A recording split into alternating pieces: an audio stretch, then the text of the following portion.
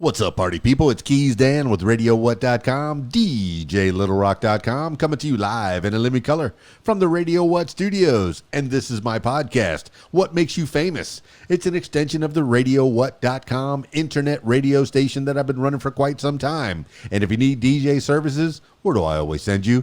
DJLittleRock.com. One more time, DJLittleRock.com. Check availability and get a free price quote.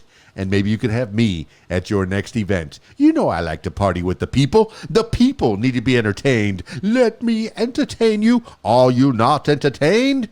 Weddings. They are coming back. I've been doing at least 3 to 4 weddings every month for the rest of the year. I'm stoked. So there's a couple of weekends here and there that are still available. But DJLittleRock.com. Check availability. Today on the program, so exciting, I have Emily Gutierrez. Who's Emily Gutierrez? What? You don't know? Well, you're going to find out in the next few minutes, so stick around. This week's show, I have one public show this week. The Old Post Barbecue is going every other Thursday, so this is the off Thursday in Russellville, Arkansas. But on Friday nights, I have the Rab in Conway, Arkansas, from 8 p.m. until 12:30 in the a.m. It's the Video Dance Party Karaoke Jam. They got a full bar, kitchens open, pool tables. In fact, they have a pool tournament on Friday night. So if you want to try to make some money while you're waiting to sing on stage right next to yours truly, you can do that at the Rab in Conway, Arkansas. Put that on the walking tour. If you're close to Conway, Arkansas, you need to get to the Rab. Friday night, 8 p.m. till 12:30 in the a.m. Do it. Be there. All right, party people, that's enough intro. I got Emily Gutierrez on the Skype. So if you're listening to the audio version of this, I encourage you to check out the video version, youtube.com/user/KeysDan, or just look up Keys Dan and find the Radio What logo next to my YouTube page. I have 3 different YouTubes out there. So the one with the Radio What logo is the one I use for podcast and radio stuff. Yeah, find it there. All right, let's get into it with Emily Gutierrez. Skyping Emily Gutierrez now.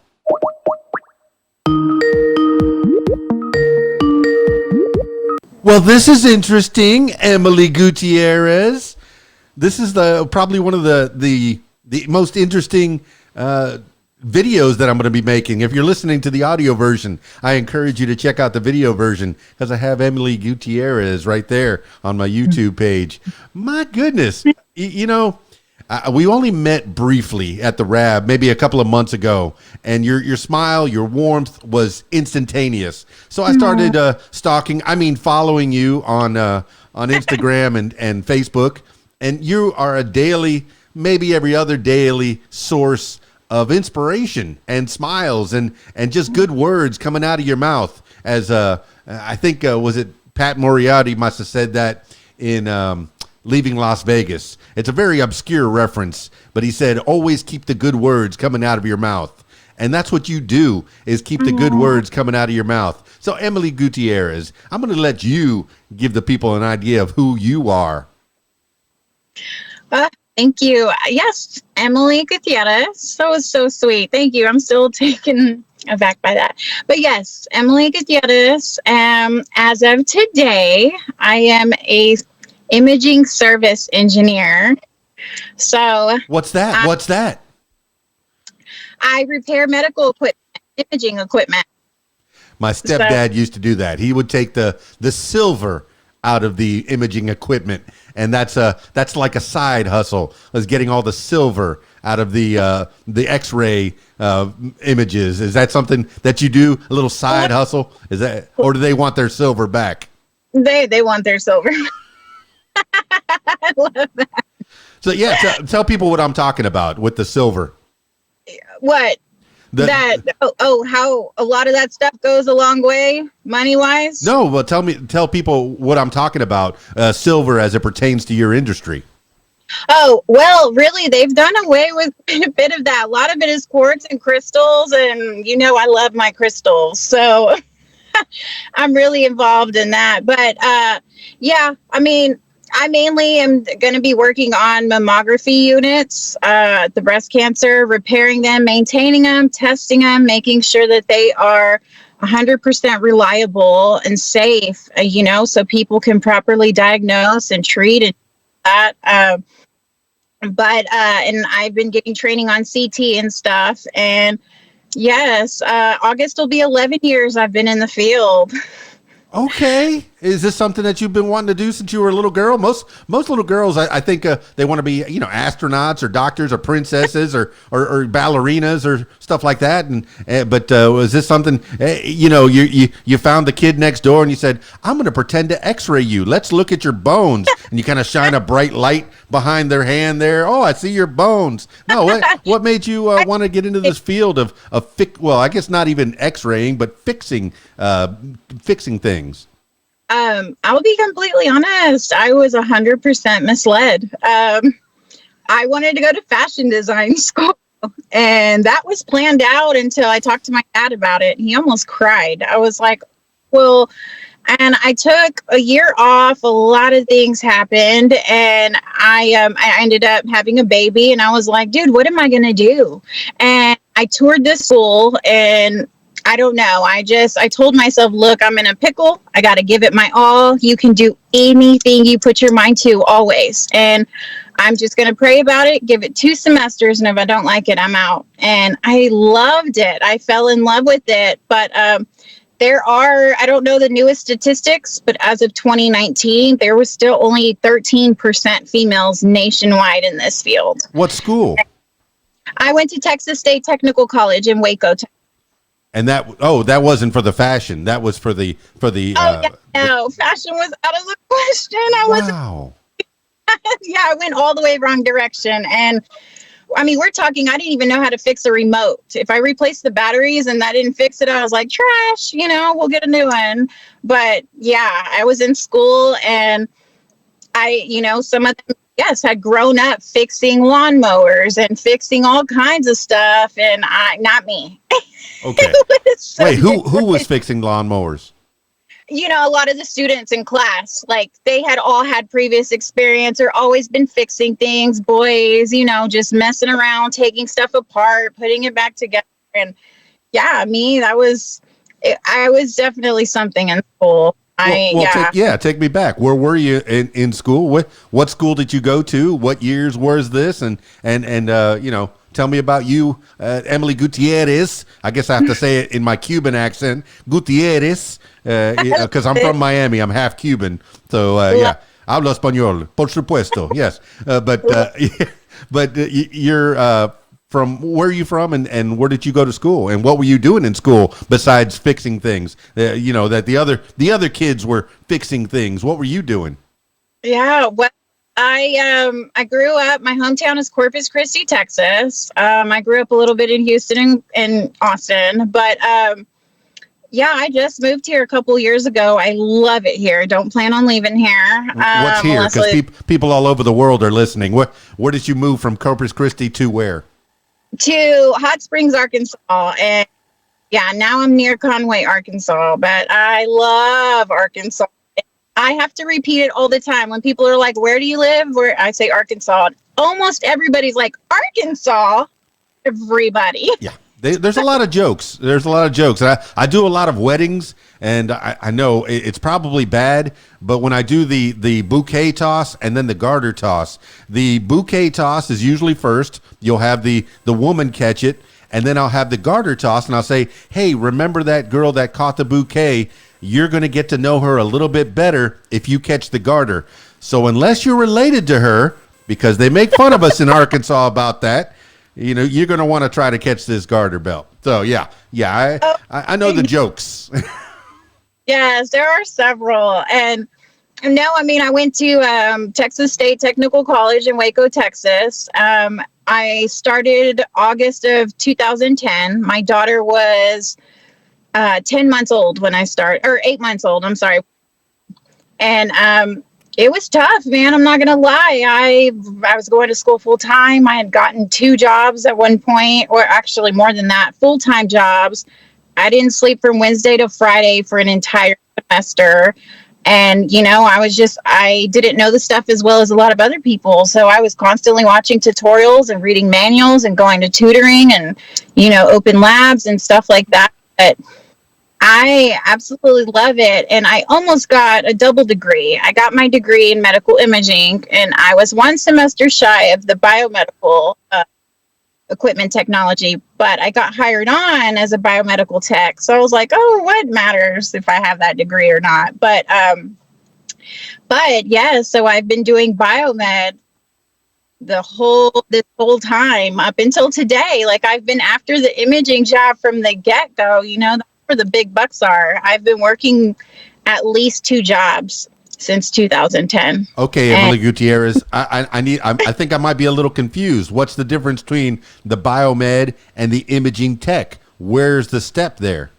Yes. Okay. So imaging is the big iron stuff: CTs, MRIs, the mammography unit, X-ray, and then biomed is literally everything else, all other medical equipment besides imaging. So infusion pumps and blanket warmers and beds and all that stuff. So it's quite a bit, but that's where a lot of stress came in, and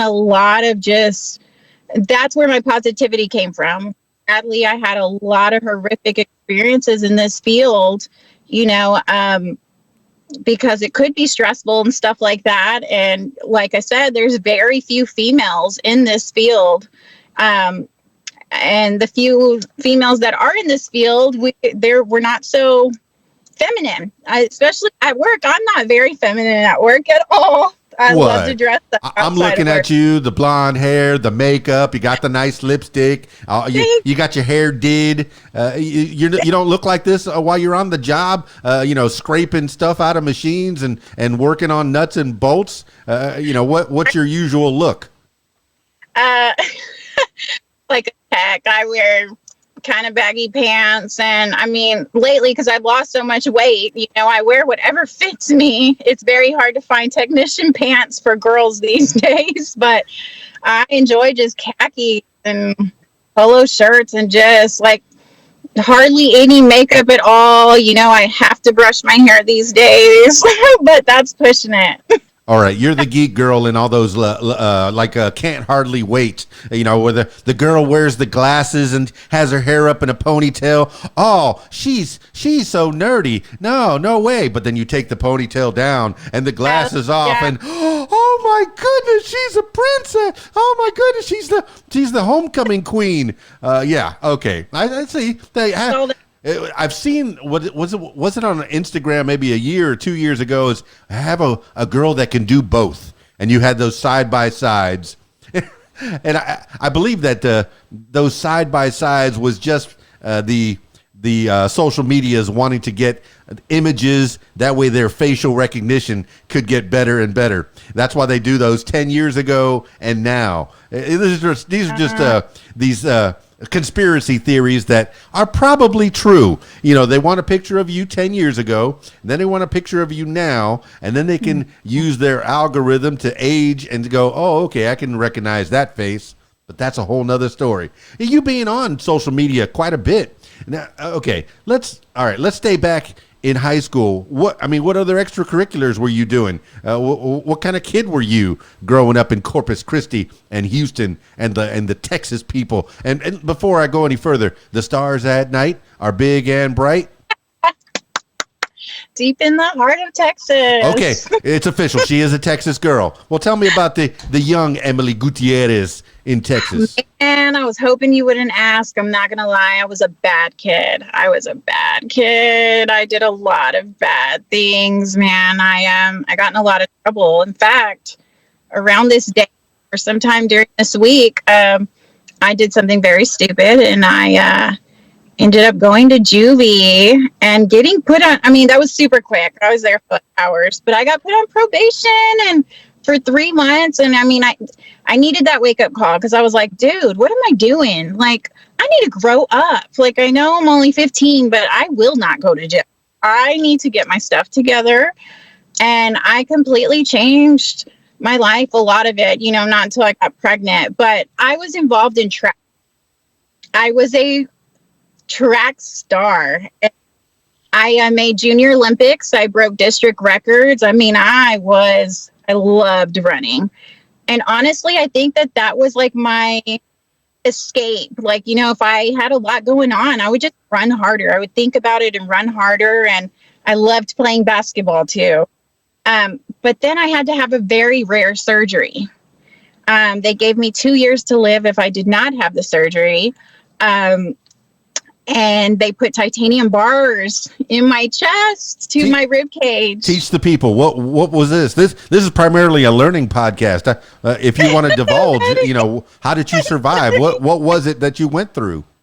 It was pectus excavatum surgery, and I missed that first word. I missed that first word. Say it again.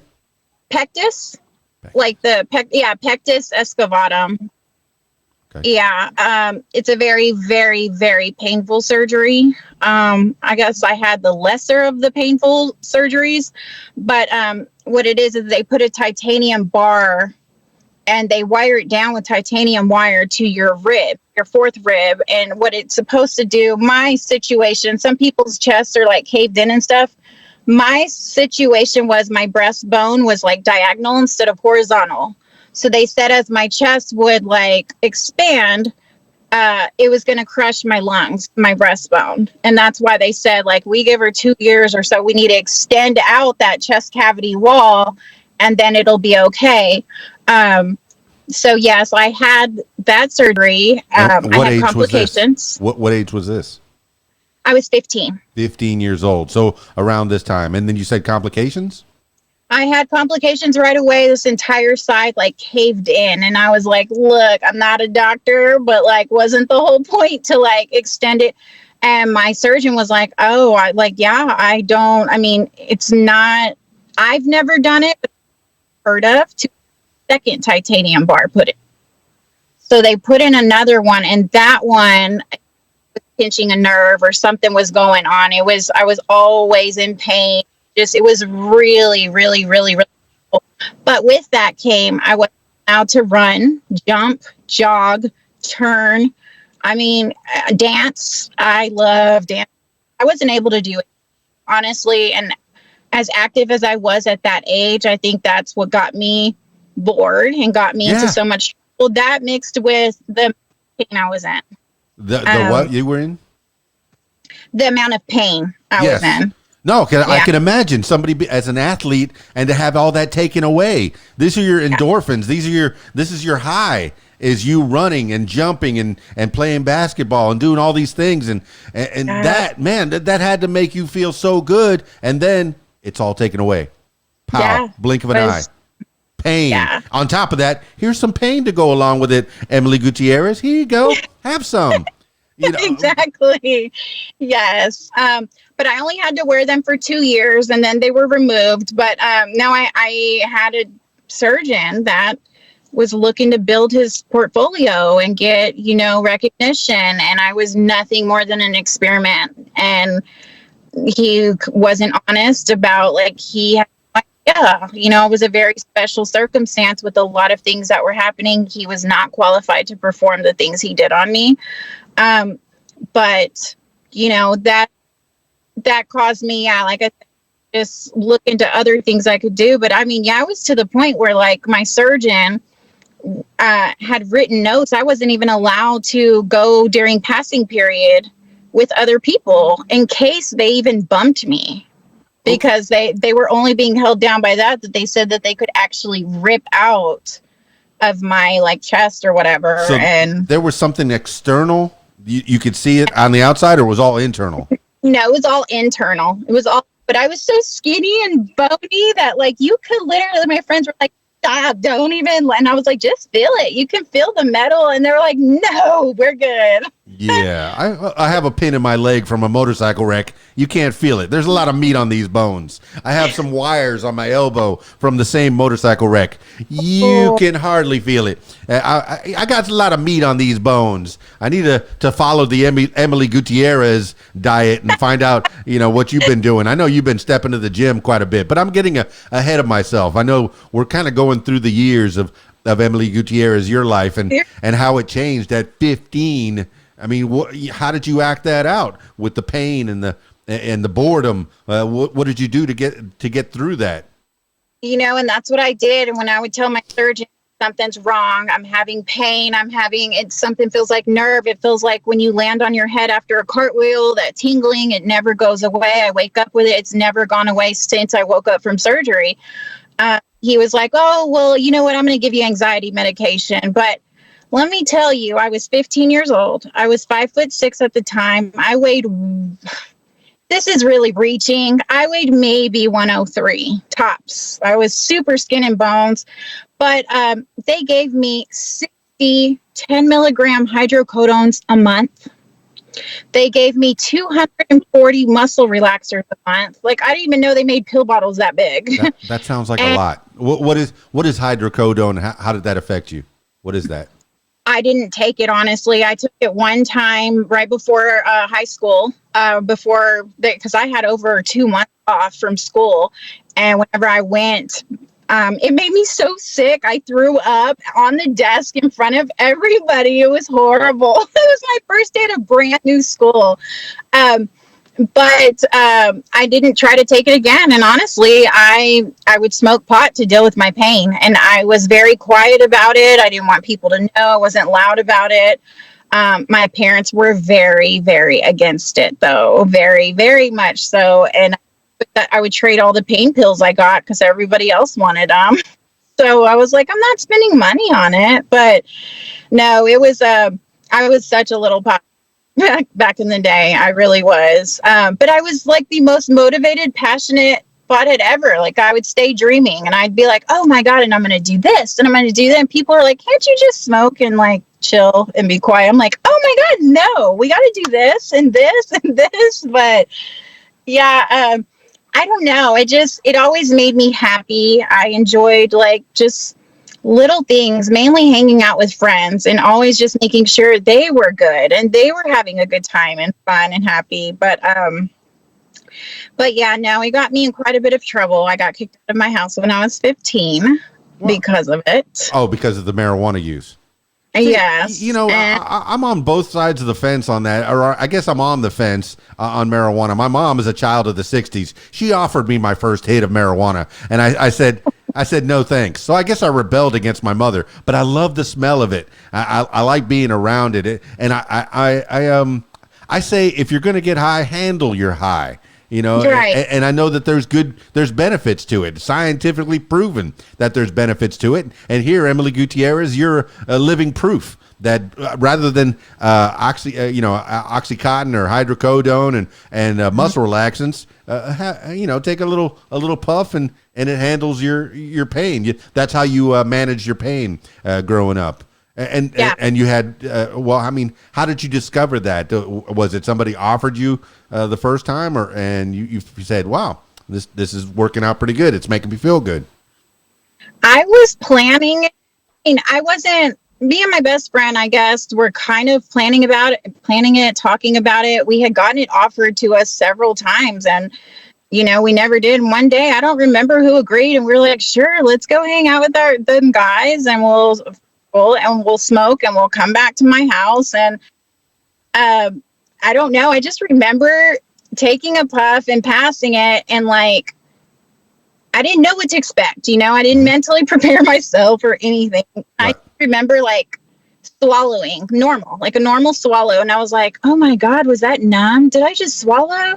It was just weird. And I was like, okay, let's try that. And I was like, oh my God, that's weird. And then like, I almost remember feeling like tingling and not feeling fully. And I was like, this is cool, but this is kind of weird. As long as I'm with my best friend, we're safe. Like, this is cool. I think it always depends on who you're with and stuff like that. But no, honestly, growing up, marijuana was like heroin in our family. Like, you could drink even at 13, I think. Wouldn't have been a problem. There were so many ugly, bad things going on in our family, but God forbid, pot. There was probably 3 people in our entire family that smoked pot, and they were all shamed like to another level. And they were all like good, sweet people, so it was just like, But yeah, we came back to my house. We ate our butts off. I remember getting Fruit Loop cereal and just like having a blast throwing it all around the house. And it was just so crazy. That Jaquan Tipsy song was on MTV, and the music video was playing. And I guess the music video, there's people coming in constantly to the party. Mm-hmm. And we kept hearing the doorbell. So we kept going to our house, and we were like, I know we're not tripping. We both hear all this stuff. And my little brother was like onto us and kind of tattled. And I was like, what? We couldn't even enjoy this very long. But yeah, it was fun. Well, going off on a tangent, I mean, now that it's getting regulated, it's probably going to be legalized everywhere pretty soon. I mean, how do you feel about that? Do you feel it's going to be? I feel like it's going to be safer if it gets regulated as it is. I know there's distribution centers here in Conway. There's one that I know of on Thomas Street, somewhere in that new plaza there. There's a new mall there, but I know that there's just distribution center, and I think now that it's getting regulated, it's got to be a lot safer. Because when you were growing up, probably the first time you did it, there was probably no distribution center to get it from. You had to get it from your local guy with a backpack. Exactly. I'll be honest. I mean, I probably should not be saying this, but the new regulated stuff, government regulated stuff, is that's where I now it like was like, you know what, this is a whole nother beast. I don't know what all they did or put in this or what, but especially the edibles and a lot of this, like where it is here in Arkansas, it is legal for prescription. And I did get my prescription last year, and it was for pain still. Like, I mean, to me, it was a go-to. Like, when I have cramps, oh my God, it helps. When I have a headache, a migraine, it would help. You know, when I was dealing with PTSD episodes or panic attacks, that was my go-to and stuff like that. And it was crazy because nobody would ever know that I had smoked or I had ingested in any way cannabis, because that's how it was called. And when I would hang out with my family always, you know, if I was sober, they would always be like, are you on something? What are you on? Stuff like that. Because, you know, I was a different person. The other way, you know, it was just calm. I was cool. I was collected. The reason I quit it, though, obviously, I had hernia surgery. My pain that was in my back for years went away, and I had no idea it was connected, you know? And so I was like, whoa. So I feel like I got a second chance. I started eating healthier, started working out nonstop. Always positive. I really am big on my crystals and stuff like that. I try to maintain and store positive energy when I have it, so I need it. But what got me to quit, honestly, because besides the pain, was when I had done it again, like last year, right before my divorce, I noticed it brought me down. I was naturally so high on life and happy and positive and really had a different outlook on life, even though I was going through a divorce and a major life change for all of us. And I was like, you know what? This is not, I do not like the way I feel, and now I'm screwed. It's got to run its course until the high goes away. But I don't like how I feel. I am lower. It actually took my own high away. And I don't want to feel like that. Well, that sounds like two life-changing events. At 15, you had one life change where you had, you lost your chance to be an athlete or your athletic abilities. So you used, you had a tool, and that's what marijuana became, as a tool to help you handle that situation. And then I guess going through a divorce, I'm sorry that happened. I hate to hear that when any situation ends, but like people's taste buds change. Maybe your taste buds for that changed as well, and you found other avenues to channel your happiness through. So, I mean, well, tell me about what did you go through at 15? I mean, what troubles were you getting through? Did you, you said you got in trouble for marijuana? You got kicked out of the house, or Yeah, well, the thing was, I had a really rough childhood that I didn't speak to anybody about. My family, I didn't speak to a lot of people about it. So, in every chance I got to leave the house, I did. Mm. Friends, extended family members, I would beg my parents to let me go live with like this aunt. And they're like, wait, what? I mean, stuff like that. So, as I got older, it just became a little easier to rebel, if you would. I was skipping school and stuff like that, and I would go hang out with friends. Anything to smoke pot, anything to get away from my house. Some of the times I was just going to hang out and dance or listen to music and then freestyle or whatever the case was. Music is life. But because of that, as soon as I had that surgery too with the bars, I ended up in unfortunate situations, and I got drugged a lot by certain friends, like good friends I considered.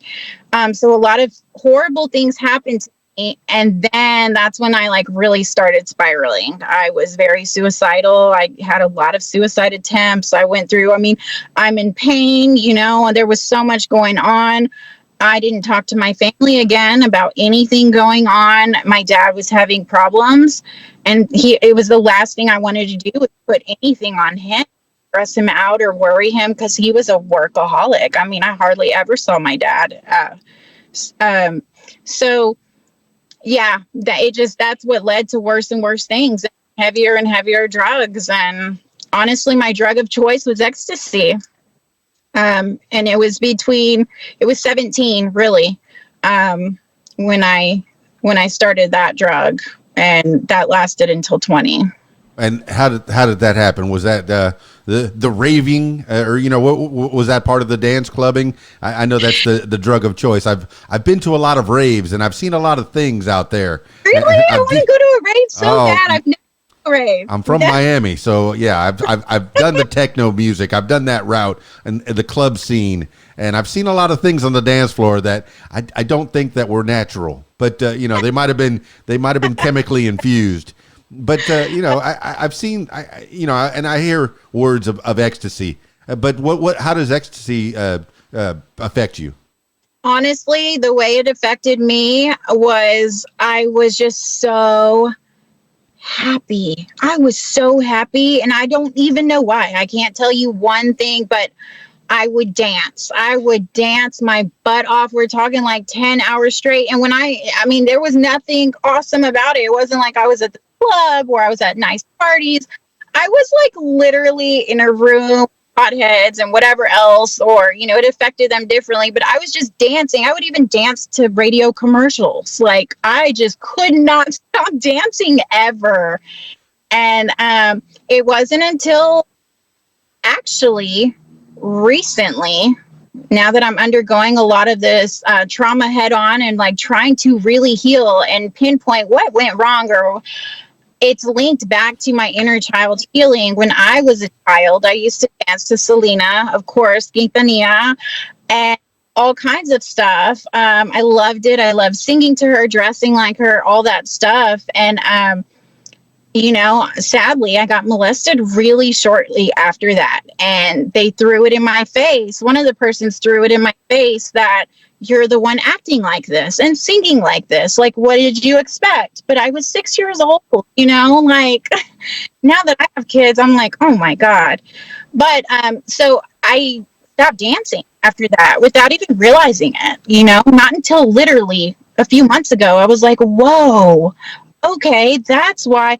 But so the ecstasy would get me, I guess, back to a little girl, like back to when life was amazing for me, singing and dancing and all that stuff. Okay. And yeah, not to dredge it up, but I will a little bit. Was it somebody that you knew that was molesting you, or was it somebody you didn't know?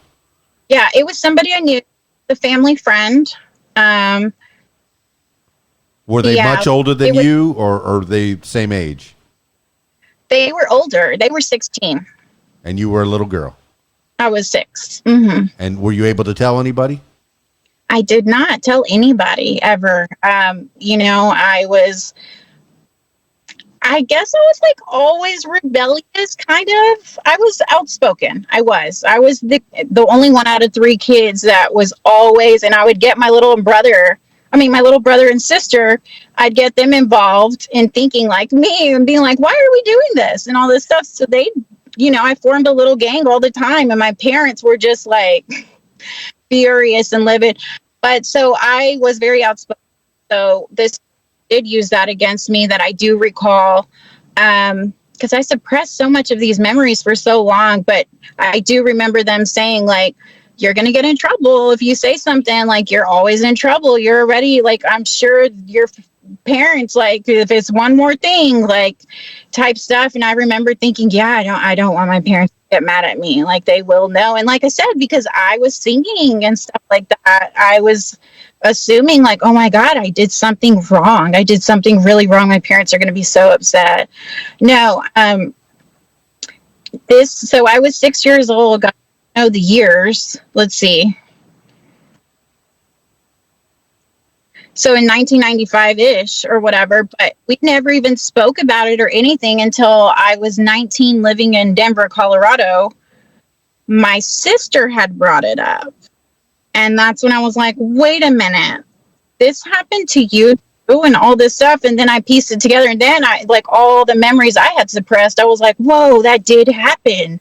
Holy moly. So it was way later. We told my dad, and my dad was like, I wish I would have said something a long time ago and stuff like that. And, I can't blame him because I don't know what I expected from him and stuff like that. But I did find out we weren't the only ones. There were several. But, they were kind of related. Like it was my aunt through marriage, her nephew. So, they were kind of when extended family was around or whatever. And sadly, that was one of the aunts I like to escape to, sometimes. So that was kind of hard. Yeah, I listen to a lot of podcasts, and I know that this happens quite a bit. And women just they don't say anything because, and they usually it's a man, usually it's an older man, and they'll tell you you're getting in trouble if you say anything about this. I don't know, this doesn't feel right. I don't think this should be happening, but you got to say something. And hopefully somebody who's listening to this, if they're going through that, they'll learn from your what you went through. But how did you deal with that? You said at 19, going through and discussing it with your sister that she was going through the same thing. That's how you worked through that pain, that time. That's what's weird is I wasn't ready to talk about it then. I didn't have social media and stuff like that. And apparently my sister had mentioned it and ruffled feathers. And I just went out, I'll do anything. I'll do anything to defend the people I really love. Even if they're in the wrong, I'll straight up say, look, I know that they're in the wrong, but here's how it is. But my sister, I went to defend her because somebody had mentioned, well, maybe she was confused or lied or something like that. And I was like, no. If she chooses to talk about this is on her. But at the time, I didn't want to talk about it. I wasn't ready to talk about it. I was 19, had just moved to Denver, Colorado, was a whole different person. I was not about, I was living a new life. I was starting a new life. I didn't want to think about any of that. But with my daughters, I do teach them all the time. This is what's going to happen. This is what people can say. They can even say, I'll kill your mother. They can even say, they will go to extremes to try to scare you. And I want you to know, you can always tell me. I'll always believe you. You always talk to me. This is how it goes. But so I know what to see. And I've been blessed because I help and work with so many children going through it because the statistics are scary. So scary.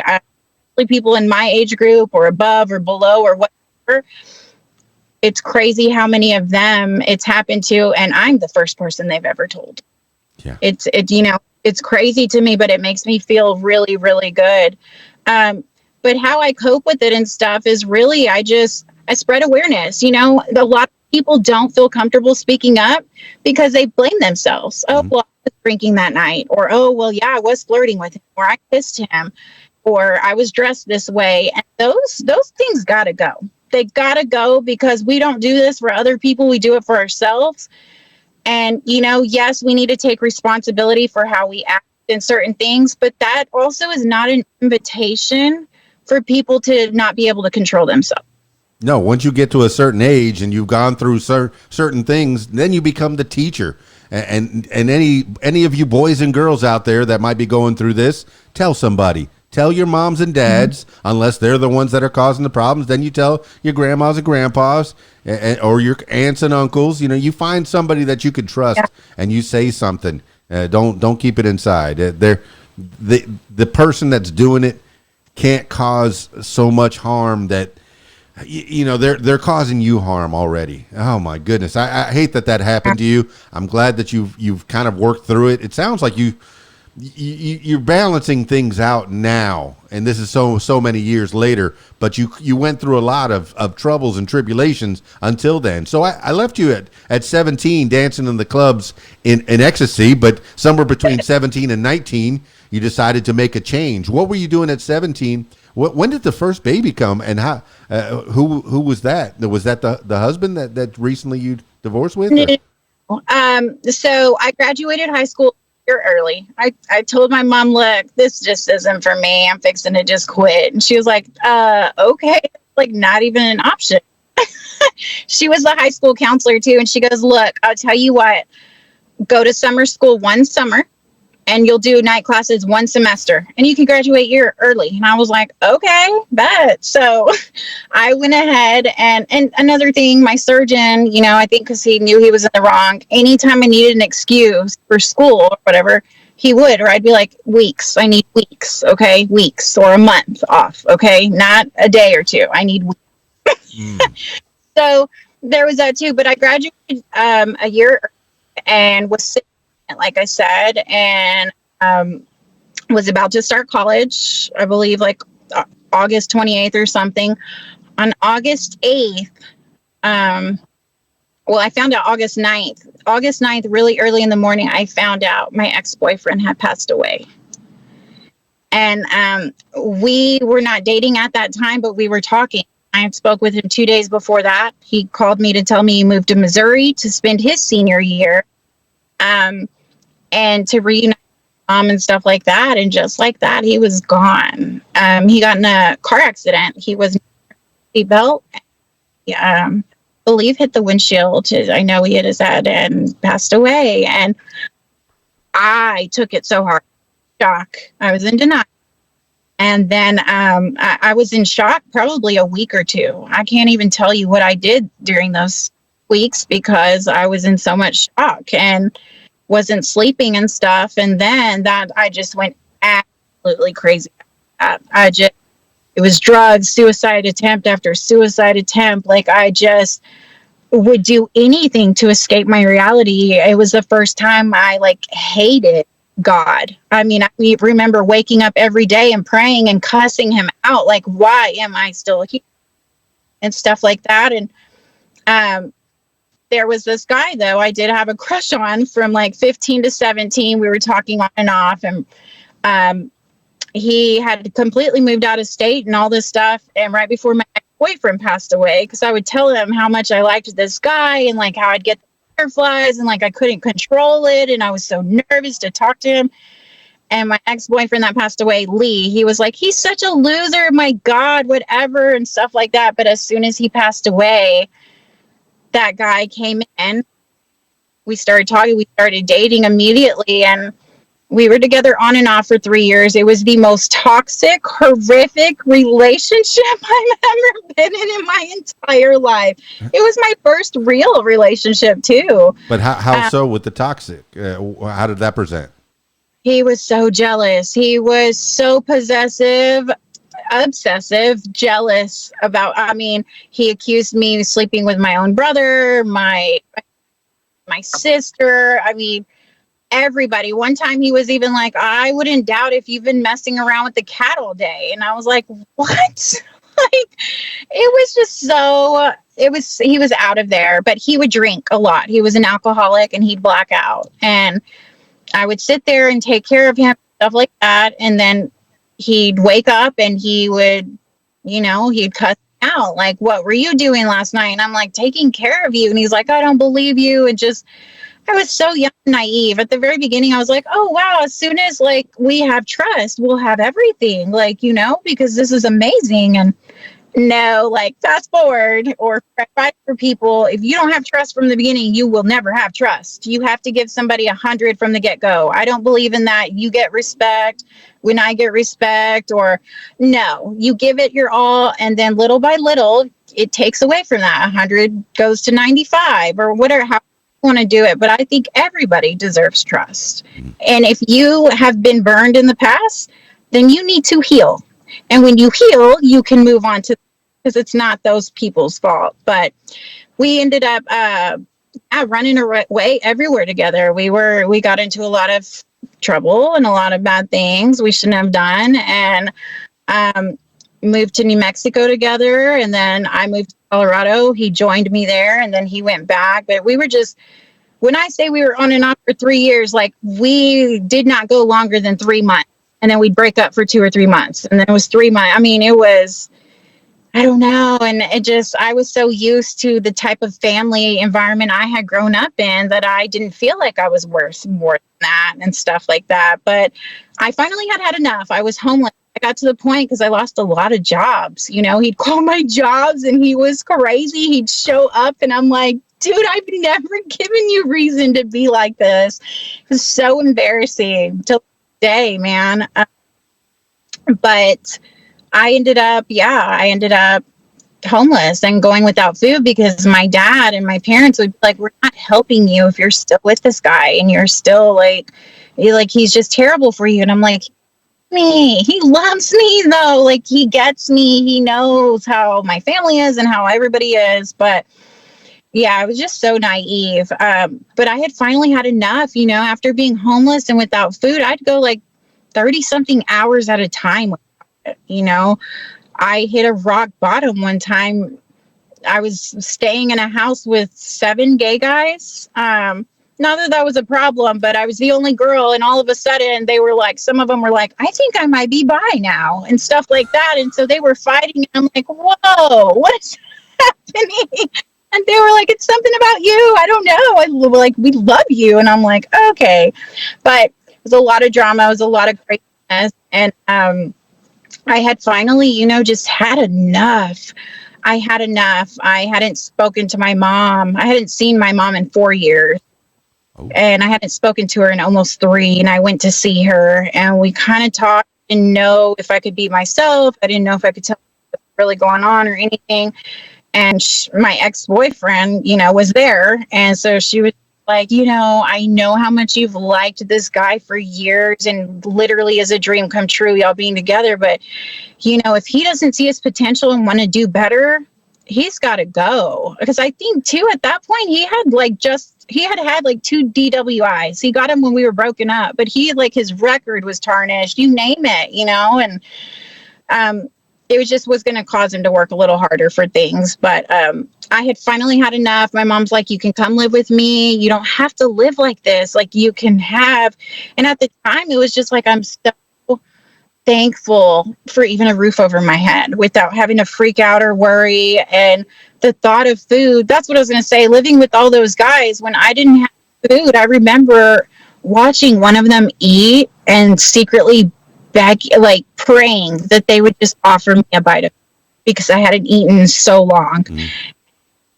Oh my God, that was rock bottom. That was rock bottom to me. But my mom, she offered to take me in and stuff. And I was like, okay, I'm already 20, but gosh, thanks. And so, I had moved in with her, had broken up with my ex for good. I knew in my heart it wasn't going to be the back and forth anymore. I was so done. And the things he had done to me, he was busy cheating on me and doing all kinds of stuff, and I was so naive. But, I ended up finding out 6 days later I was pregnant. And I was like, oh my God. Yeah. But little known fact, my first child, I broke up with her mom, and a couple of months later, hey, I'm pregnant. Oh, Okay. Now what? Oh, Yeah. yeah. So this happens, but now she's 28 and I'm a grandpa twice. Oh, you know. So oh yeah. my gosh. I bet you're the best grandpa ever too. You are always bubbly and happy and just you do so much for so many people. I wish I Like was better. She's so far away, but yeah, I wish I was much, much better. But, so you have a baby, boy or girl? girl. Girl. Okay. Girl. Well, one good And thing comes out of it, right? yes, for sure. I mean, that was my life changer. That's when I was like, dude, I got to go to college. I got to get my crap together. I like got to get a vehicle. I got to like find a place to live. I mean, oh my gosh, what do I do? And yeah, I mean, I was living in Austin and I went to Austin Community College for dental hygienist. And the lady was like, honestly, this is one of the most competitive programs there are. We only accept 12 students a year time, and they had like 12 campuses. So I was like, and she goes, honestly, we turn down people with 4.0s all the time. And I was like, 4.0? Like, I'm really trying for a 3.0 right now. I don't know. A, B, C. I'm in the top 3 somewhere. I love it. So that's when I was like, I don't know what I'm going to do then. I started freaking out a little bit. My baby was already 6 months old. And I was like, oh, what am I going to do? That's when my mom, since she was a counselor, like, there's this one school. It's really good. I know how easily you get to work on all these different things in the medical field. And then you will get to, you won't get bored. It's a great idea. We'll go tour the school. So I was like, sure, whatever.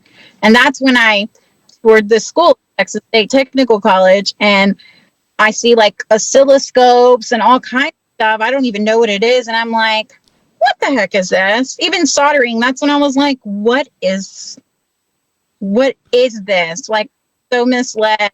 And like I said, it was so interesting to me. Electricity is like magic and so fascinating to me. I mean, just all of it. Even the people that discovered this stuff, I'm just like, oh my God, what it would have been like to even just be around them when they were thinking. Now I know everybody thought they were crazy, of course. Oh yeah. Oh yeah, people electrocuting themselves. Tesla and Edison just electrocuting themselves, and Benjamin Franklin for that matter. What are you doing? You're electrocuting yourself. Yeah, and that's what they did. And these are the pioneers. These are the people we have to thank for having electricity. So, I love it. I love it. If you're watching the video, you saw something. We had a guest appearance. No, yes. But that's beautiful. Is that the oldest? Yes, and she is my life changer, and she has saved my life more than once. I'm not proud of some things she has had to witness growing up, but they were totally out of my control. And yeah, she has really, really, really saved my life. Yeah, it sounds like she changed your life.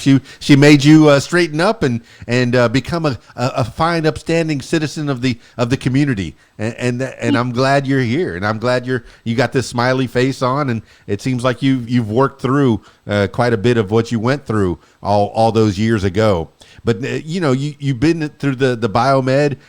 My brother was biomed. He worked biomed down at Baptist Hospital in Homestead, Florida, down in Miami. Yeah, not here, not Baptist Hospital here. I worked at Baptist Hospital in Miami myself. I was a EMT in the emergency room. I tell people if they want to go into the medical field, go into the emergency room, and especially go into the emergency room at night. Treat them and street them. Get them in. Fix them up, get them out. Yeah, either send them upstairs. Oh yeah, treat them and street them. That was the motto, and make sure that you get them all fixed up real quick. But you provide the equipment. You fix the equipment that gets them all fixed up. That's got to be challenging and satisfying in its own way. But at some point, I saw a video, and I don't do a lot of research on on these podcasts. But I did see a video where you had 11 jobs. And if you just take a glance at your Facebook page, it says, mom of 2, biomedical field engineer, healer, Reiki therapist. And maybe I didn't pronounce that properly. But tell me about the Reiki. What is that? Reiki is Okay, Reiki is what keeps me going. I'm going to be completely honest. I am going to backtrack a little bit. So, like I said, I had suppressed a lot of stuff that happened to me, childhood, teenage years, stuff like that. Well, I've had to deal with a lot of field sexual harassment to other people. I've even been sexually assaulted on the job before. And, there's just, this is what kind of brought back up all this stuff because at the time, and when, same thing, at the time, the boss threatened to go to the bigger bosses and was like, dude, I know you're a single mom. I know how much you need this job, but I will tell them this, this, and this. And I know that they'll believe me. I've never given them problems. I'm this and this. And I'm like, whoa. But I got to see a lot of ugly stuff. And that's where it sparked a lot of this trauma and PTSD and other stuff that I didn't realize. But it was stuff like that. Well, why are you in this field if you look like that? What do you expect to happen? Some people were like, we're baby boomers. We've been in this field a long time. Of course, like it's about time they hire eye candy for us to look at, and stuff like that. And meanwhile, I'm over here like, okay, well, I just need to prove myself that I know the equipment, that I'm not just a pretty face, that I know how to do this stuff. I know I have the strength that they do. I have the mind that they do. I can troubleshoot. I can think outside the box, stuff like that. And you know what? It wasn't up until recently. I was done. I was done with all of it. And I'm like, you know what? No, this is not okay that people talk this way and do this and stuff like that. So I had a horrific traumatic experience at one of my companies I worked for. I got harassed within 24 days of working there, and it was not sexual harassment. It was just actual verbal harassment, bullying like no other. It grew to retaliation, ultimately led to 11 people against me, including HR managers, CEO. I mean, it went all the way up. And I ended up filing federal charges against them and getting a lawyer and stuff like that. I had over 19 audio recordings. I had emails, text messages, you name it. I had all this stuff as proof. I had a couple witnesses, stuff like that. I ended up having to drop the case because the lawyer at the last minute told me they needed $20,000 within 45 days to continue. I prayed about it. I spoke to my ex-husband. I was going to have to get a full-time second job on top of whatever I was already working and just keep going and fight it, because it got so bad. I went to a mental crisis center. I had suicidal thoughts. That's never happened since having kids, ever. And I went to a mental crisis center. They put me on medication, and I was like, that was it. I was a zombie. I didn't know who I was supposed to be, who I was. Like, it was horrible. I was getting a lot of crap from my family, my ex-husband for sure, and work. I had no escape and stuff like that. It wasn't until last year I ended up getting off those medications and stuff because, I don't know if you know how that goes, but it's trial and error. Okay, you got to get used to this one. And then, if you have side effects, okay, well, let's put you on this one. And and by the time they got the perfect concoction, I ended up losing my insurance, starting a new job, and I had to wait 3 months. And that's how this country is. My anxiety medication I was on was $10 with no insurance. My antidepressant they had me on was about $7 with no insurance. Per pill? Oh, no, for a whole 30-day supply. Okay. Yeah, that's how cheap they were. Okay. However, my focus medication, and it was the only, I guess, non-stimulant for ADHD focus medication, was $200. And that was the one I needed. Yeah. And that was the one I liked. And so I ended up getting off of everything. And that's whenever I lost all that weight, started exercising, and, stuff like that. Felt so much better. And I discovered Reiki. I had a childhood best friend that ended up coming to visit. She hadn't ever seen Arkansas, stuff like it. She came to visit. I knew she had done Reiki, did not know what it was, hadn't ever heard of it, nothing. Yeah, what it And is, tell people. so it's a therapy, but it's energy healing therapy. And it involved, I mean, people use different things, but you use crystals typically to ground. They all do different things, and you hold them on different parts of your body. There's a hands-on method or hands-off method that you actually like can scan the body and feel like energy. If you close your eyes, you can actually like feel where the tension comes in, and then you link it to chakra. Okay, you know, the throat one's obviously affected. Okay, the sacral's obviously affected, stuff like that. And from there, you just, it's pretty much praying. And there's certain types of techniques. I am certified therapist. And so you actually extract a lot of that negative energy out of them. You use usually sage or palo santo, and you just mixed with all that stuff. But it's a form of meditation, deep meditation, slight. It's not hypnosis, but it is like the same method as taking them subconscious, you know, away. And it's just so relaxing and all this stuff. Then when you're done, a lot of stuff comes up. And so the therapy starts. So they start talking, oh my God, you know, this happened or this happened and stuff like that. But I personally am very blessed because when I do Reiki, I get visions. A lot of images come to mind, things that make no sense to me. Whether it's number, I just like envision a certain scene, something's going on. And when I'm done, I tell the people, okay, something weird though. Something flashed, you know, and all this, and I started describing it, and they're like, "Oh, that was my grandpa's shed. Oh my God, yeah, I used to do this and this and this." Like, whoa! And then, but it's usually tied to trauma. And they'll say, oh, "Okay, whoa." I try not to think, or they'll just start crying. Or I'm like, "Hey, this one song started playing in the background. It was really weird." And they're like, "Oh, whoa!" Like, I used to sing that song to my mom, or my mom sang, you know, it's just no idea what these things mean. I just say it.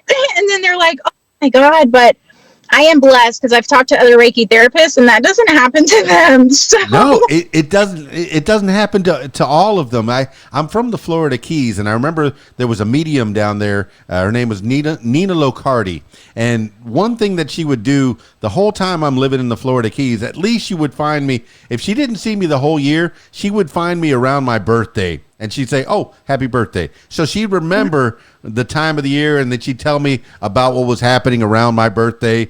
You know, hey, this year is a good year for this. But she gave me a crystal one time, and this is probably more than 25 years ago, and I've had that crystal, and I don't know. See, I can't rule anything out. I don't know whether this thing is true or whether it's not true. I like learning about things. I want to have a Reiki session with you if that's a possibility. I would love it. You know, I know that we live close. It's amazing that we're not doing this in person because I like the video part, and it's so much easier for people to schedule around them. They can put their own little Skype, you know, wherever they're sitting. But you know, I know that we're both in the same town, but Reiki just seems. It seems amazing to me. It's impressive, you know. But I'd like to know more. How did you become certified in that? I took a course online in Australia, actually, and it was interesting because when we did the attunement, it was like I guess 7:00 her time, and it was like 5 something in the morning my time. I was like, oh gosh, but yeah, I just took a lot of online courses, studied a lot of stuff, practice. You have to have a certain amount of hours, and I was practicing on everyone and everything. But I have noticed how much it helps kids. I mean, like my own children, when they have ADHD or they have, you know, they have sensory issues, and I've noticed it really just brings them back and down, and like they never have that reset. They never have that reset otherwise. And yeah, I mean, I've seen a night and day difference, but yeah, it wasn't until I had it done on me, like I said, that I was like, whoa, I've never meditated. I've never done anything like that. Like I didn't even know what to expect. Honestly, I should have Googled, but I didn't. it was a total surprise. But yeah, I mean, there's a lot of laws out there. There's laws of physics, there's law of attraction. There's so many different ones. And that goes back, there's a lot of different laws and beliefs that there are out there. And I feel some type of way. At first, I was very skeptical with a lot of things, or I was just like, to each their own, but that's just not for me. But now that I'm seeing, and it's funny because the technician side of me, like at work, they think I'm a nut. But I'm like, what do capacitors do? And they're like, what do you mean? And I'm like, they store energy. And they're like, yeah. And I'm like, okay, crystals store energy. And they're like, yeah, but that's not. And I'm like, okay, well, what's in our TVs? What's in our phones? What's in our machines? They're quartz crystals, like, Yeah. and stuff like that. And I'm like, and then so the planets are certain things. Like, I love astrology, but I follow sidereal, not tropical. What everybody knows or is familiar with is tropical. Okay, teach me. What's sidereal and what's tropical? What's all that? Tropical is usually more linked to, personality types and stuff like that. The sidereal has to do with your exact birth time, where you were born, all that stuff, and actually shows you where the planets were aligned at that moment and all this stuff. And that is linked to a lot more science-based. It's a lot more science-based. And the thing about this is a lot of people are skeptical or think it's like, literally just in the stars. But it's because the research isn't there. And the research isn't there because it's not funded. And then the people that go on their own little research thing, they're considered crazy.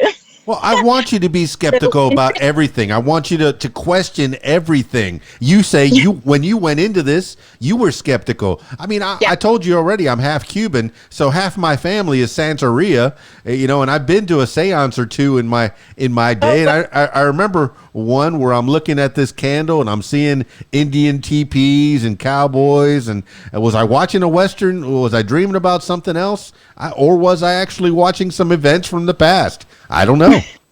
But it was enjoyable. It was nice to experience that side, and then have one of my family members just totally get into it and be consumed with what she thought was a spirit that came through her and spoke through her. So I've been through that, and I enjoy learning about different cultures and different. You're talking about laws, different. But I had never heard of. I guess I've heard of the scientific basis for astrology through all the podcasts, and I see them in some of the Instagram stories that I follow. But I'm glad that I actually am this close to somebody who's walking the walk and talking the talk. Yeah. So you have a scientific brain that's fixing mechanical things, and then you have a spiritual brain that's inviting energies from all over the world, from the planet itself, from the universe. This is a dichotomy, and you've married the two together into you, Emily Gutierrez. But are those the avenues that most define you, or are there other interests that you want to explore or divulge? I love working with children for sure, man. But the Reiki, I do want to have my own wellness business. I do a lot of things. So with the Reiki, there are certain I was painting, there for a while. I was painting, got to paint a lot of stuff. And I was actually able to do Reiki, because you can do Reiki to objects and all kinds of stuff. So I would do Reiki to the paintings and bless them in a sense, but give positive, full-blown Reiki to that.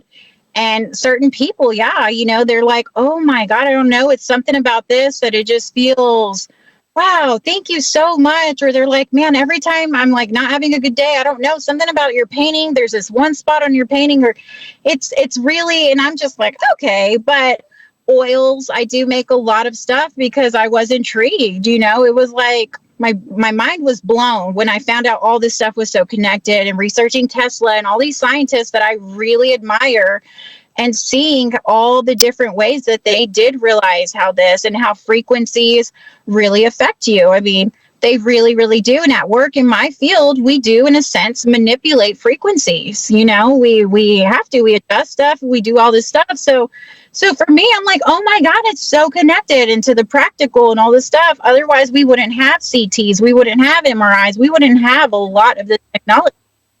But so I do. I'm big on the crystals.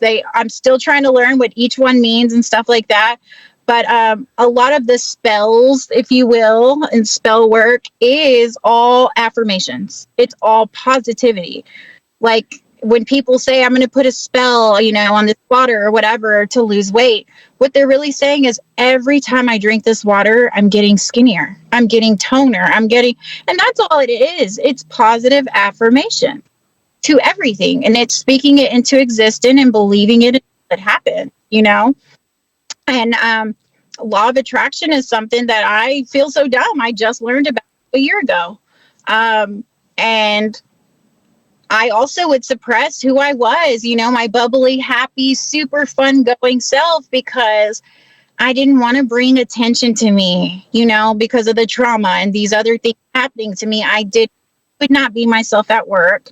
I was just such a stickler. I did my job. I, was like, when people wouldn't do their job, I'm like, oh God, like, why not? Or, they were falsifying documentation left and right. It would freak me out, and I would, take it to another level and go and overexert myself on making up for that stuff just for my own peace of mind and stuff like that. But yeah, no, I'm so big on positivity now. I see how much it affects so many people, and the world is just so full of so much negativity that's never going to change. Things that trigger people, sadly, it will never change, So we have to find a way to stay positive and keep going and stay happy. And that's where I'm at all the time. But yeah, the energy's off. I'm so sensitive to energy. If the energy's off, I just can't. Like if I'm at work too, I'm like, y'all's energy is stank. I'm going to a clinic. I will see y'all later. I will get work done over there. But yeah, I draw cards every day. Are there kind of quick fixes that when you feel the energy is off, that you can grab, this kind of a crystal and maybe kind of meditate on it? Is there a way to kind of quick fix, when you're feeling blue that one day, that'll kind of get you through? There's a few crystals that I will look at, I get lost in, or I can, like imagine being on a beach and, girl, we're fixing to get past this stuff. Like, think about what we've been through. Like, no, we're going to be on a beach and stuff like that. But to be completely honest, number one fix is a dance party. I'll put any song and I'll just go to town dancing in my car, on the roof, I try not to at my cubicle, but anywhere. I'll do it in the restroom. Like, I have no shame. I will do it, and I'm totally reset. But it goes back to the vibrations and frequency, because it's a whole different frequency. So you're literally able to kind of leave that frequenty field. No, you definitely touched upon it, where I'm thinking some of these classic artists, this art that has gone through the centuries, that has survived millennia. Maybe there's something to that. Did they put their what my mom used to call hoodly poodly on them? Did they put their little juju in there, and that's why these things last forever? Why the Mona Lisa? Why a Salvador Dali painting? Why these works of art last forever, and they affect so many people? Is it because they're that much better than the next art over there? Because I know some people that can paint some pretty cool pictures, but why is that painting hanging in the Louvre, and in the Museum of Natural History or Museum of Art or whatever, and not this painting? Because they had the right energy while they were painting it. Yeah. That's what's so weird. Like, and I would have never guessed, but that's what I realized. And I started going to a lot of group therapies, to deal with trauma. Mainly, none of this, or even therapy, nothing ever started until I was in this field. And I started writing my book. And that was the first time I saw myself as a victim and not a survivor. I started writing details, and it was no longer like, I don't know, it became real. It was always fight or flight. No, we have to finish. We need our degree. We need this job. We need more money. We need all debt pay. We need this. We need our kids happy. We need a good house. Like, it was just always keep going, keep going, keep going, keep going. So when I took the time to sit down and write my book, that's when I was like, oh my God, all this stuff actually happened to me. Okay, now that's not in the little bio. Author. When did you write this book, and what's the book about? I started in, I believe it was either August. I think it was August of 2015. And I actually, like, I kept relapsing, like I said, I just would realize what I was going through and all this stuff. And I'd start crying like that. And I'm like, my baby can't see me like this. My daughter can't see me like this. So yeah, like where I'd smoke and then I'd be fine. We'd play games. I'd cook and stuff like that. And I don't know. I was like, you know what? I can't do this. Like right now, I can't work on the book, or I was just so busy with work or whatever else. And I just hated that I had to. I mean, we're talking full blown details from childhood and up. I'm like, how old? So we're talking, I had to snap out of that time frame and go back into reality like that quick. And it was like, this stuff was still lingering. And you know how sometimes you wake up from a bad dream and it just lingers and you're like, okay, I'm kind of over it, but it's not. Like it never goes away and it bothers you so bad. And you're like not a nightmare, but more like, your partner cheated or something. It was so real, but they totally didn't. But like, it's still eating at you and something, you just can't shake it. It was a lot like that. Like I just could not shake certain things. And when I was documenting a lot of stuff that happened to some of my friends or what my friends had done to me, that it was a lot harder. Also, I was like, how could after everything I did for them, how could they do this or how? And so it was stuff like that. So it would be like, no, yeah, don't trust people. I can't be having friends. I can't be trusting people. So it was really affecting my life. I was single. I wasn't dating anybody. So I was like, okay, at least, I don't have to worry about getting it together and being, there for my partner. It's just me and my daughter. So when she goes to bed, I'm able to, but I recently, still working on it, but I recently stopped working on it completely. My deadline, I planned on already having it published last year. And that's when the lawsuit thing fell through. I was out like 30 grand. I was out so much money, ended up getting divorced. Like there was a lot. And that's when I was like, you know what? I'm not doing excuses. Like something needs to change. I will still raise awareness about this. I'll revisit it because this is a major problem. However, I need to pay this down. So that's when I got so many jobs, and a lot of them were modeling. I was blessed, after I lost all this weight and stuff like that, a lot of people reached out to me.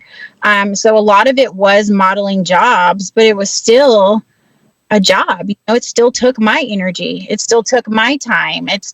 And let's be honest, I'm not the girliest. So we're talking, I have to like really get done up and act like a girl. So many photographers will tell you like the funniest stories because I am so not graceful in that way. No, but you have a look and you have a personality, and you've cultivated this throughout your life. And I know that we're losing the light, and we've only scratched the surface of you.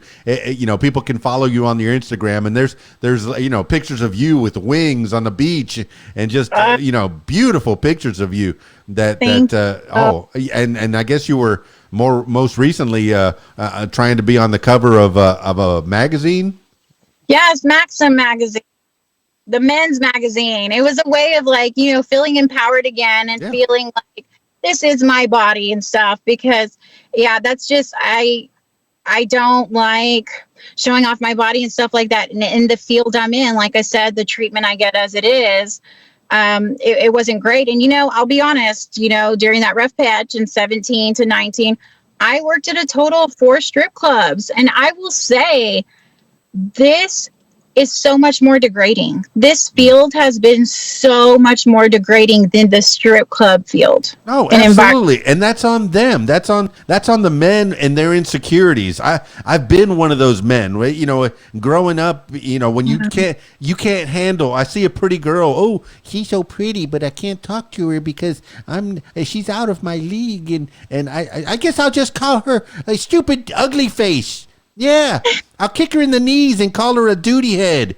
And I'd like to say that was when I was in second grade, but it was probably last week. you know, but you just men have trouble dealing with that, and you know, and you're gorgeous, okay, and I know I'm gorgeous, and we have problems in this world when we're as beautiful as we are. I know, but it comes with the territory. But as long as we can handle that, let it wash off. Know that it's on them. You're doing your job. You're doing it well. You're doing it properly. Thank you. Oh, look at you. Okay. I know this whole interview has been you in the car in front of your house, and the people that are listening can't get a gist of what's been going on the video. So check out the video version. All right, I think I've taken enough of your time. Like I said, we've only scratched the surface of you, Emily Gutierrez, and I don't want this to be the last time that we chat. In fact, after the Reiki session, I want to talk to you again. You know, because I know that I want to have that happen soon. But you know, any other avenues you want to explore? Any other shout outs you want to give before we wrap this thing up? Oh my God, all my best friends, seriously, they rocks totally. Some of my coworkers, they're amazing. You know, now that I've gotten to see what it's like working with great coworkers, amazing. I've been really blessed for just so I count all my, I thank my angels every day. I do have angels that surround me. My ex-boyfriend is one of them. I mean, constantly. It's not when stuff moves on its own or nothing. Like it's energy. It's good energy, you know? And I don't know. I'm just so excited for everything that's going to happen. I'm excited to do Reiki on you. I offered it to some coworkers who are just so in disbelief to like, for free, like just let me do it, please, because it's going to fix my energy too. And no, they're like so skeptical or they laugh or whatever. But I plan on starting a Patreon here pretty soon for like a therapy type session, but showing all the different things I do to remain positive. And so the positivity spreads because hurt people, you know, even healed people do not hurt, you know, people. And I am blessed because my ex-husband, you know, it wasn't up until recently. He was like, I don't recognize you anymore. You were a person. I mean, you were so positive. And after so much you've been through and this and that, like you just still smile. You're so positive, but it's genuine and this and that. And I'm like, you know, I just thank you, you know, and he was honest. I resented you from the get-go. I'm sorry I treated you so bad. I was trying to be in control and stuff like that. And that means everything to me. He's like, you have literally inspired me to be a better person because it's possible, you know, it's possible. And I'm so thankful for that and so many different things in my life because, you know, that affects my kids. So I am very thankful for him as well. He's the only person I have in Arkansas too, even though we live an hour away from each other. But he had a rough childhood too. So I'm glad that we're able to like parent and we make the best out of everything. And he's a very, very, very intelligent and super logical, maybe too logical. And he has started reading and getting into the spiritual stuff and seeing how far it dates back and how it's just been kind of transcribed differently over the years. But he's like, holy crap, I'm sorry I ever made fun of you or this and that. Like, whoa. And I'm like, yeah, it's pretty cool. It is. But yeah. But other than that, no, and thank you, because it's so funny. The night I met you, I met Lauren in the restroom. My cousin had come out of state. She's never visited me ever. We were the closest, and she never had visited me anywhere I lived. She came to visit me. She was telling me I should sing, and then Lauren just came out of the restroom stall and was like, you're singing, girl. You're wearing purple eyeshadow. If you can do that, you can sing. I was like, oh my God, okay. You got me with that one. So she was like, I'll sing up there with you and stuff. And that was the first time I had ever done karaoke. And it was on my bucket list. And I was so happy and excited. And that's when you and I started talking. And that's when I said, well, I actually recorded a song in the studio. And it was my first time even singing outside of the shower or car, you know. And I hadn't even done karaoke. And I recorded a song. But, you know, different circumstances and stuff like that. But no, I don't know. Living every day to the fullest. I mean, life is too short. I'm positive, and that if it's a bad day or I'm in a bad mood, I'll just have a dance party. Yeah, just another scratch the surface of Emily Gutierrez. You actually recorded a song. I saw on Shane McCauley's page that you recorded something. I guess he has a studio somewhere. Tell me about that. Dallas, Texas. He has a studio. Sorry. He has a studio in Dallas, Texas. And yeah, one of my friends, we were in the car and I was, singing it with pain in my voice from what had happened. It was specifically that song reminded of my old company and all that I went through. And the message, I wanted to send my daughters. The song was called Bastards by Kesha. And I wasn't proud of that. But the overall message is saying, don't let anybody get you down. Don't let those mean girls throw you around and boss you around and treat you bad. Like, don't let anybody dim your light. And that was the whole message. But no, then they wanted to see the video. And then I was like, I can't have y'all singing this. I can't, no, I got to line. But, yeah, my friend Lauren, my best friend Lauren's, God, they have a way with me, I tell you. But she in the car heard me singing and was like, you have to record that. I know somebody. And I was like, whoa, girl, I don't sing outside of the car or in fact, I don't even sing around you. My ex-husband plays guitar and sings. Until this day, he's never heard me sing in person. Yeah. That's Lauren Marie. I guess she's a photographer as well, right? She is a bomb photographer. She's a Reiki therapist. She's the one that got me into Reiki. But she's been following her childhood dreams recently. Mine was always to be a supermodel, and specifically for guests. That will happen. But hers was always to be burlesque dancer and sing and dance. And, she's so beautiful, but she comes from a very conservative family. And, she doesn't feel comfortable with singing certain things or looking, but she's gorgeous and she has curves like no other. And I'm like, girl, you just got to embrace that. Okay. When we were young, we were like, when we grow up, we're going to look like this and like this. And now we're there. Like, if we were talking to ourselves, would we tell those little girls no, don't do that? Or you finally grow up and wow, we're working hard for this body. And why should we suppress that? We need to feel good. It's not going to look like this forever. And honestly, we could be in a horrific car accident seconds from now and never look the same again or whatever else, even though we don't want to push beauty like that or, raise attention just for that. Law of attraction and stuff like that. Some people just are drawn to more attractive people from the beginning, but then from there, yes, it's about energy or personality or whatever else, chemistry.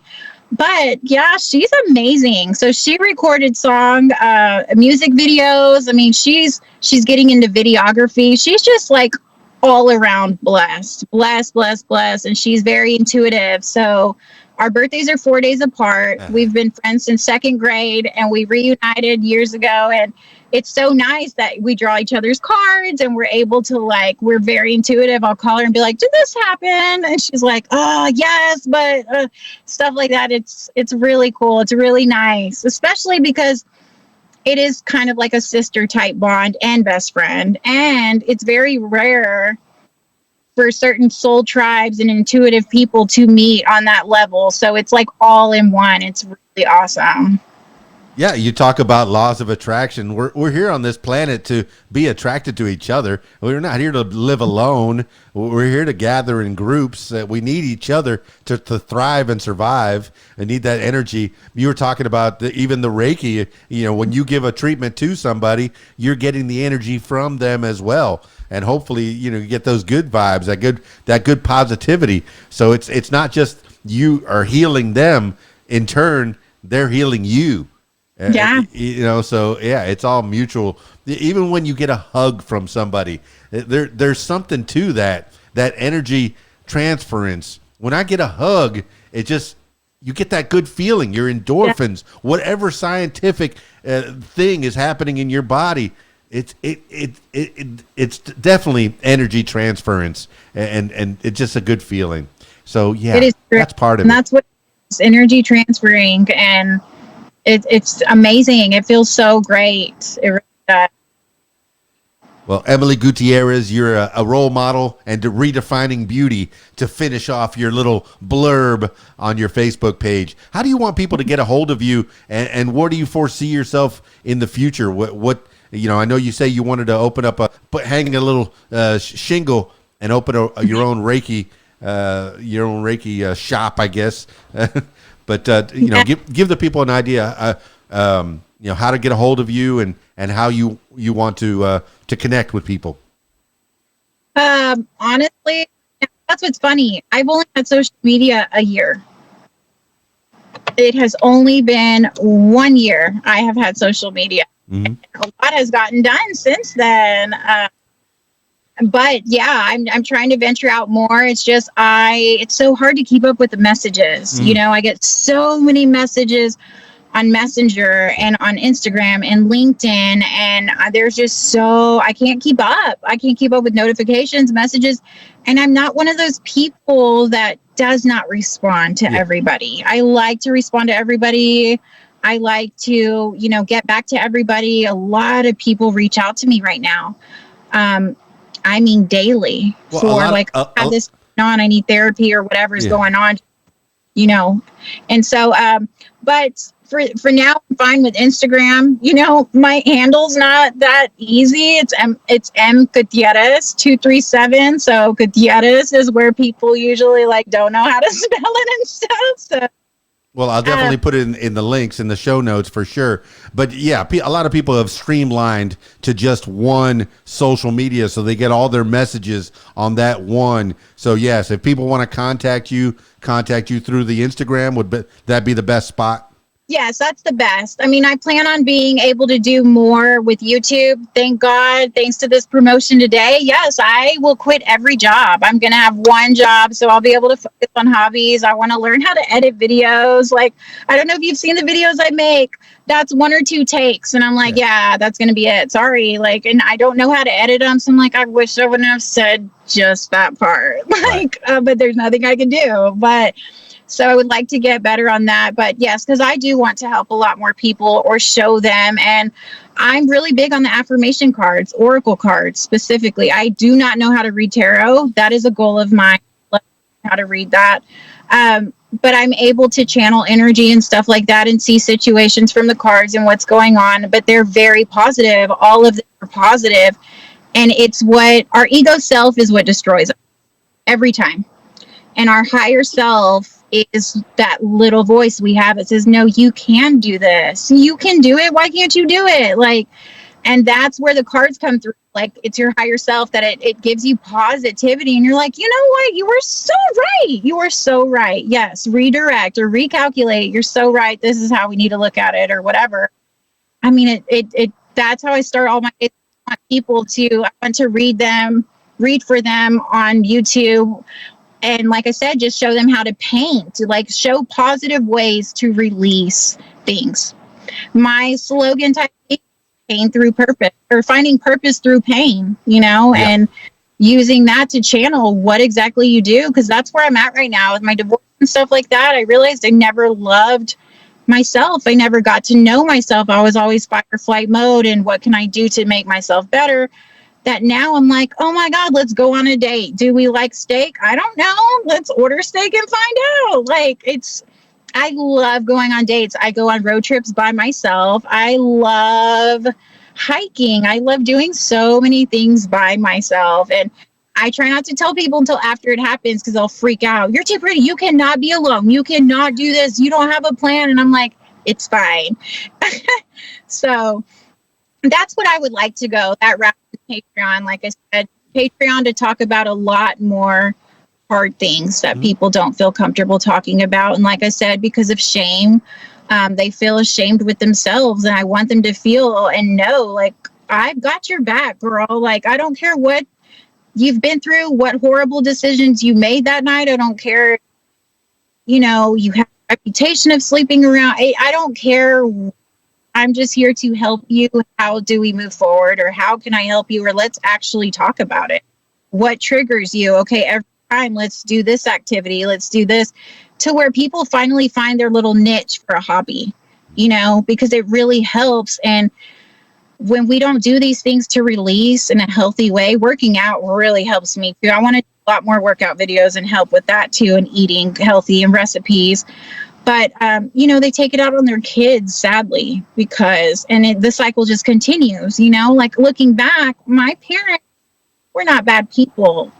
They were very conservative. We were full Hispanic, is Catholic family. Like they were treated a certain way, and then their parents were treated a certain. So I'm like, we're breaking the cycle right now. Like, period. We are. Yeah.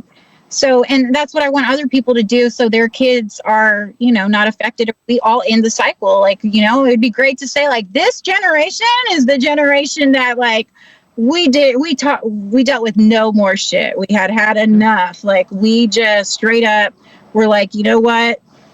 We are going to face this head on, and we are going to the best of it. And because some of the most amazing, like you said, like artists that produce the best music or paintings or Tesla design cars or stuff like that, the funniest comedians, the best actresses, you find out have had some of the hardest lives, and you would have never guessed. I've met nuclear engineers. I've met some amazing people that I'm like, wait, what happened to you?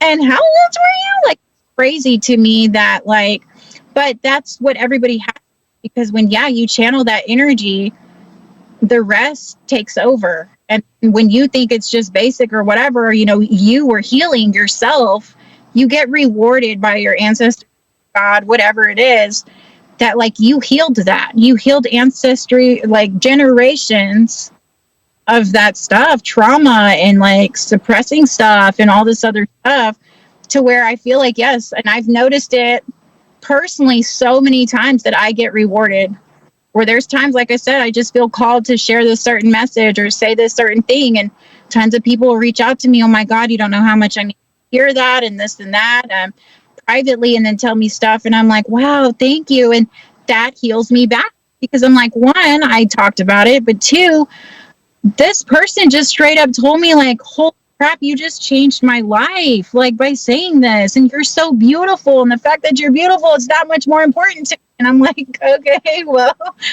but yes, I really want to be a mental health advocate. I really, really, really, I was a mental patient. I want to show people this is real. We have our hard days, we have our bad days.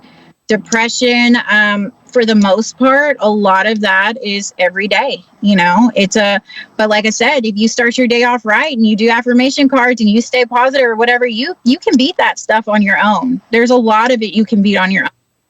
And how I feel about the medications, to each their own, but I'm very against them. And it's still a chemical thing that feeds you, that just like any addiction or something, when you get rid of it, your body's used to it, your body's asking for it, and it becomes that much harder. The cycle of the depression could be even worse, and that's where suicide thoughts come in and stuff like that. And I want to show people that don't have health insurance or can't afford it or are against it or whatever the case is, these are positive, healthy outlets. Dance, sing, paint, do Reiki. Whatever the case is, that's what I want. Yes. I feel the passion that you feel. It's coming through the Skype. I can feel it, Emily Gutierrez. I necesito practicar mi español porque creo que estoy perdiéndolo. I feel like I'm losing my Spanish, and I don't want to do that. You lose it, but you did good. I guess I work at. I do enough karaoke shows at Mexican restaurants, and I talk to the staff.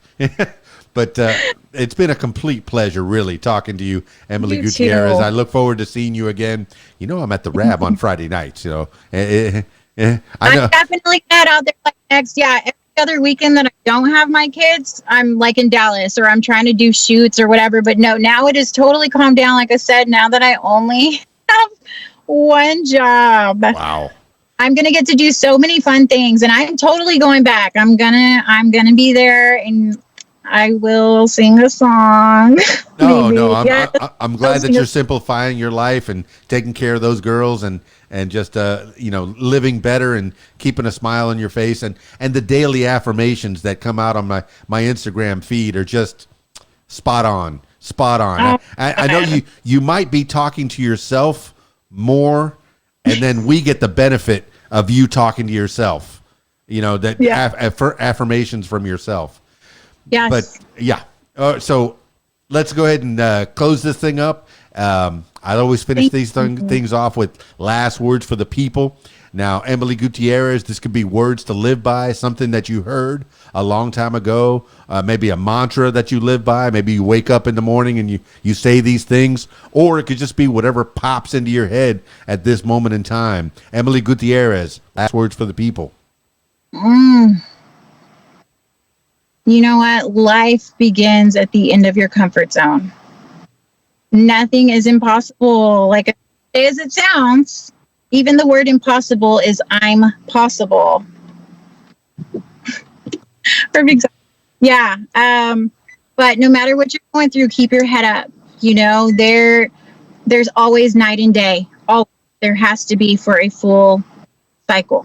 So yes, but I think I recently had heard the darkest skies shine the bright. Stars shine the brightest, something like that, with the darkest skies. I literally heard that on Mother's Day weekend. I was like, oh my God, I'm never going to forget that. And I totally forgot that. So, but I like that one. But yeah, thank you again so much. Well, there you have it, party people. Emily Gutierrez. Oh my goodness. I knew it was going to be good. I didn't know it was going to be that good. Such a nice lady. And it looks like, you know, she's devoting her energies, her time to helping other people. Yeah, she's got the day job that affords her to keep the roof over her head, but the passion is the Reiki, is the energy, is the crystals, is the finding out what this universe has to offer us energy-wise, and the energies that we get from each other. I fully believe that there is something to that. Whether you believe it or not, it's out there. It's out there. The energies, the energies you get from a touch, from the close proximity to someone that you love, someone that you're attracted to.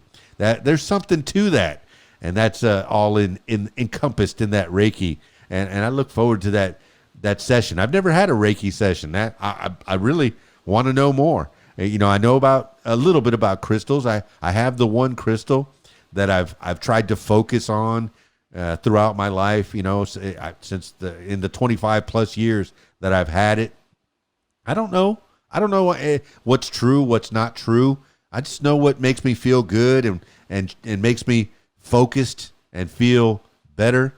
So, and speaking to people like Emily Gutierrez, that makes me feel good. People that have been through some hardships and that have channeled that energy into something good. And that's what you've done. Thank you, Emily Gutierrez, for being on the program, the What Makes You Famous podcast. Now, I'm turning my attention to you. If you would like to tell your story, I encourage you to give me a call, 501-470-6386, or email info@radiowhat.com. That's it for me. It's Keys Dan, radiowhat.com, djlittlerock.com. Peace. I'm out of here.